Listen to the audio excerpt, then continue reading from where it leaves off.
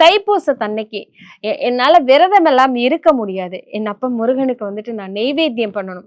பிரசாதம் செய்யணும்னு சொல்லிட்டு ஒரு களி கிண்டுவாங்க மேம். ஒரு கேசரி மாதிரி இருக்கும். களி கிண்டுவாங்க. என்ன பிரசாதம்? நெய்வேத்தியம் வச்சு அவர் ரொம்ப சந்தோஷப்படுவாரு. முருகர் அப்படின்னா புரோட்டீன் தான். தேனும் வீரம் மிகுந்தவர் அவரு. ஆ. தினைமாவு. தினைமாவுல சில பேர் அல்வா கிண்டுவாங்க. சில பேர் தினைமாவ நல்லா வறுத்து கழுவி வறுத்து ஆற வச்சு அரைச்சு அத வேல் மாரி பண்ணி அதுக்கு நடுவுல நெய் ஊத்தி தீபம் ஏத்துவாங்க. அந்த தீபம் எரிஞ்சு முடிக்கிறதுக்குள்ள அப்படியே படபட படபட படபடன்னு நல்ல மொறு மொறு மொறுன்னு இருக்கும். அந்த அந்த தினைமாவு. அத சாப்பிடும்போதே குழந்தைங்க சண்டை போட்டுப்பாங்க. அவ்ளோ அதுல கொஞ்சம் நாட்டு வெல்லம் போட்டு, ஏலக்காய் போட்டு அரைச்சு வைப்பாங்க. சிலர் இந்த தினைமாவையே அல்வாவாவும் செய்வாங்க. ஒரு சிலர் பாத்தீங்கன்னாக்கா, இந்த பச்சரிசியில பாயாசம் ஒண்ணு பண்ணுவாங்க. சேமியா பாயாசம். தைப்பூசத்துக்கு முதல் விஷயம் பாயாசம் தான். ஏன்னா பூரண நிலவு.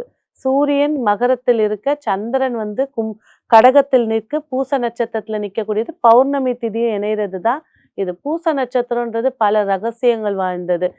ஆதி காலத்துல இந்த உலகம் அப்படின்னு ஒரு உயிர், ஒரு ஈன்ற ஒரு உயிர் தோன்றியது பூச நட்சத்திரத்துல தான்.